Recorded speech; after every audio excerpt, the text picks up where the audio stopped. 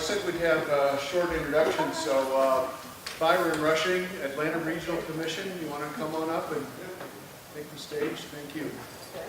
Very short introduction. Good morning, everyone. My name is Byron Rushing. I work for the Atlanta Regional Commission, and I have the unenviable task of taking Becky's job and blowing it up to 20 counties. And so 20 counties, 5.5 million people, 70 incorporated jurisdictions, but close to 90 census places across the region. And I'll talk through that in just a second. But as a quick introduction to my agencies, we're the Metropolitan Planning Organization, which is a federally designated planning body for all the federal transportation dollars that come into the Metro Atlanta region. Our job is to accept them from Congress and then from the state DOT, and then allocate them out to all the communities. So we are really essentially functionally a political machine where we take that in, look at all sorts of considerations, and hand that money out to the communities. So we have a lot to juggle. We have a lot of politics. And I think really when I started at ARC about 5 years ago, we didn't have a great vision for how to deal with the two smallest modes in such an enormous region. Like I said, 20 counties, 8,500 square miles, and a lot of road miles. So we really wanted to first figure out how do we ask better questions. And to do that, we put together this plan, which is up for adoption by our board in May. And it's called Walk, Bike, Thrive, a regional vision for more walkable, bikeable, and livable metropolitan Atlanta. So I'm going to walk through kind of what we did. It's going to get a little bit technical, a little bit wonkish, so if you have questions, stop me. But I think that one of our big focuses was to make a really graphic, visual, easy to understand plan to try to take all the complicated modeling data that we were using and make it really presentable and easy to understand. And so I'll say thanks to Colin Cheston, who's going to be talking this afternoon. He put together all the graphics, so if you see him, he did all that work for us, and it really helped out a lot. So this is what I inherited when I started my job. This was the plan that the ARC wrote in 2007. And we actually, a cool side fact is Atlanta Regional Commission was the first MPO in the country, and there's like 400 something MPOs. We were the first in the country to write a regional bike ped plan. We did that in 1972. And we've been doing it periodically ever since then. And this is the previous iteration before I started in 2007. And if it doesn't make sense back there, don't worry, it doesn't make sense from up here either. But it's really, I mean, it kind of becomes a philosophical question. The staff at the time made, I think, a reasonable assumption to say that, you know, as the Regional Commission, we fundamentally can't get into local decisions. We have an odd relationship with our constituent governments where they really have to come to us with a vision and say, we would like a grant for federal transportation dollars to build it. And it's up to us to say, okay, does that make sense? Is it feasible? Does it fit into a regional picture?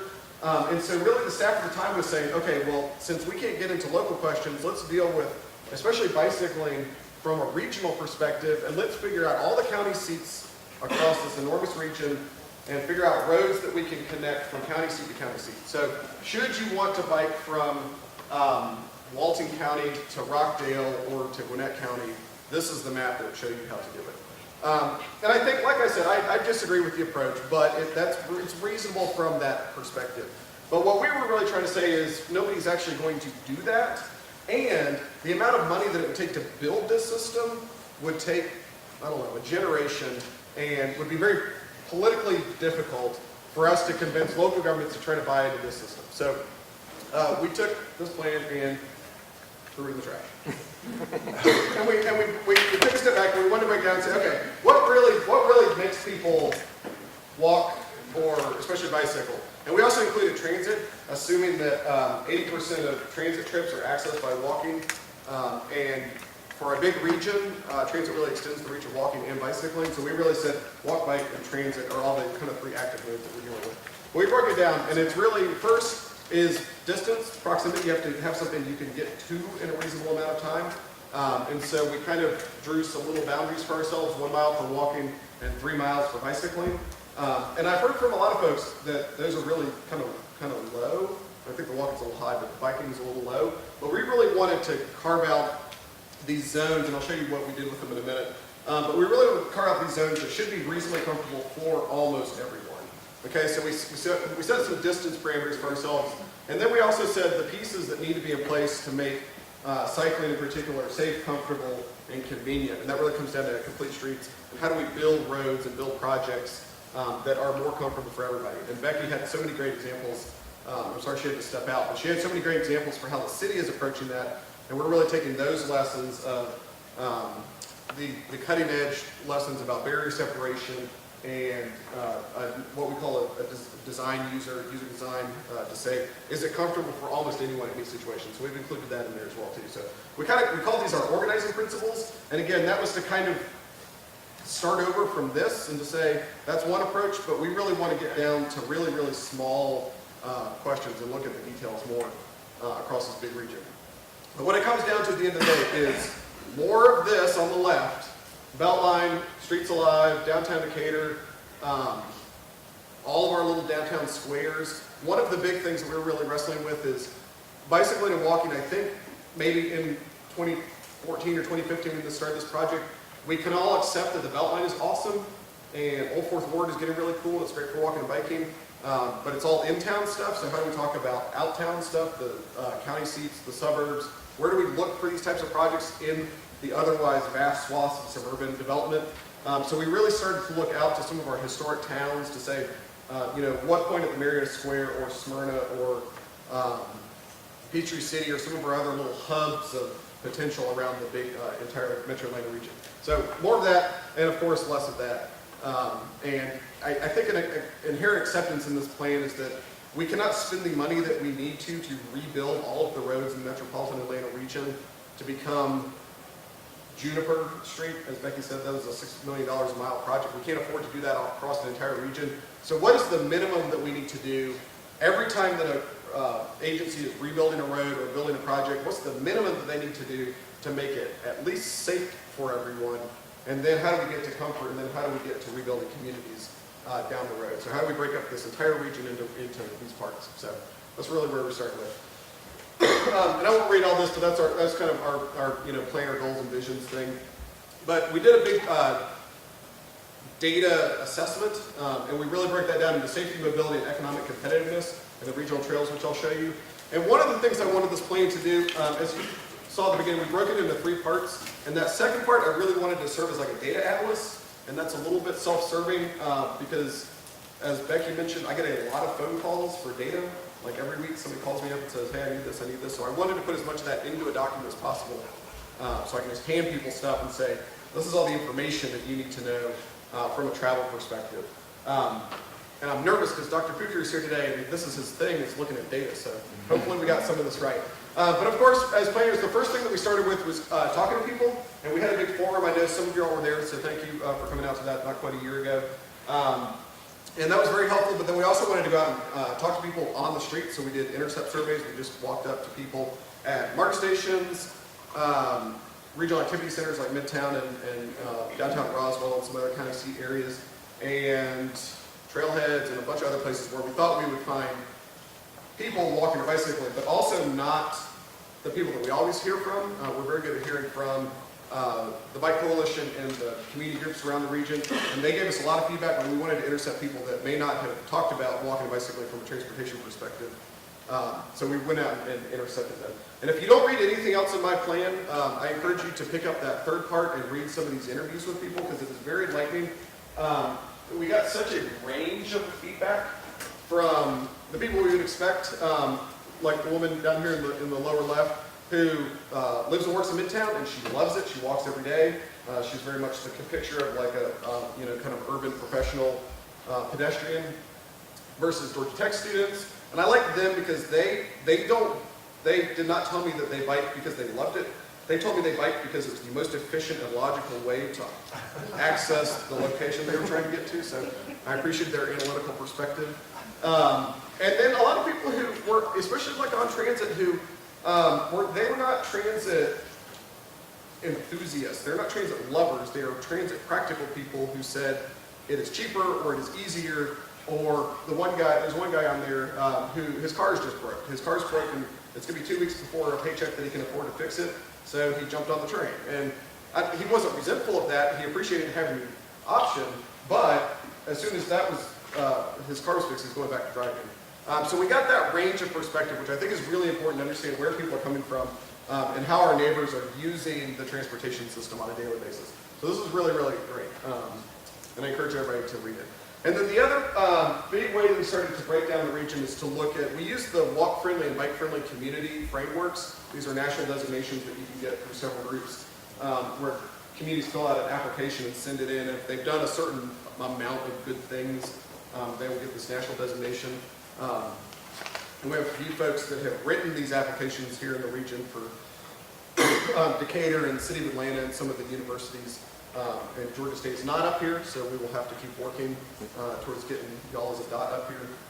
But we really wanted to take this perspective and say, you know, who's working on this kind of stuff, and then from a census perspective, you know, kind of how do we shake people out from across the region. And a couple interesting things here is these are not the cities that I would have expected. So Oxford leads the region in walking, and that tells you how big our region is.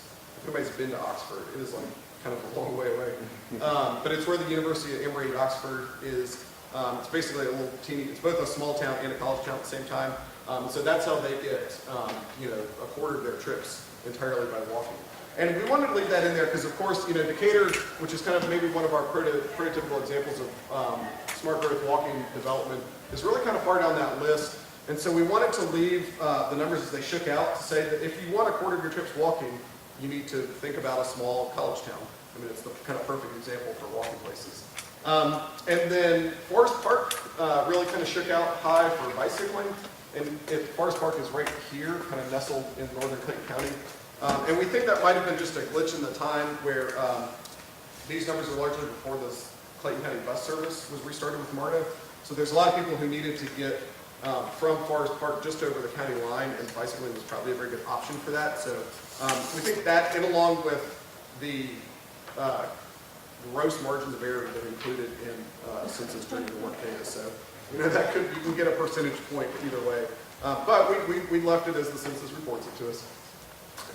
And then I think really the great story is College Park really is like almost a third of their trips by either walking, bicycling, or transit from the census during the work data. And it's such a great example of a community that has a lot of the right pieces in place with a fairly compact area and accessible MARTA station.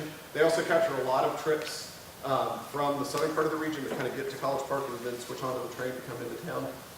So there's a lot of lessons to be learned here, even if they're not intuitive examples. But we use this community scale framework to, again, try to break this enormous region up into constituent parts. Now, this is my favorite graph in the whole document, and I'll explain it to you. And it is essentially for the distance across the x-axis, what vehicle people choose. And walking holds its own for a minute for that up to half mile. But it's really, the blue line is driving trips. And if nobody knew, a lot of people drive a lot of trips in the Metro Atlanta region. So this is really what that demonstrates. We didn't inflate bicycling and transit, but we made the lines fat enough that you can see them. And this really kind of is, this is where we're at right now. Tons of trips across the entire region. So this is not Midtown or Decatur or anything else like that. This includes Cherokee County and Coweta County and all the other really far-flung locations. But a lot of people choose driving trips. But I think it's interesting that, you know, a quarter of even the driving trips are less than 2 miles, and half of them are less than 5 miles. And those are not unreasonable distances when we start looking for how we give people options to switch. Those are totally reasonable distances. So again, we always think of Atlanta as having, you know, 12 or 30 mile commutes and everybody drives and it's super congested. But the data really shows that there's a lot of potential that we can get to in there. Again, it's the kind of theme of my plan is breaking it down into pieces. So we're going to start looking for that. And this is the flip side to that. So this is when we look just mode by mode. So the modeling data that we use for each mode, how far people go. It shakes out again to very reasonable assumptions that the orange line is walking, so most of those trips start to peter out as you get over a half mile and close to a mile. Bicycling picks up over a mile, but it peters out at 3 miles, and driving and transit trips really pick up for those longer distances. Now we have a lot of long trips, so the long trips overwhelm everything else in that previous slide. But when we look for the distances that people are actually choosing their mode by, it shakes out to a very reasonable, easy assumption. So again, this helps us inform those opportunity zone questions that we're trying to get to.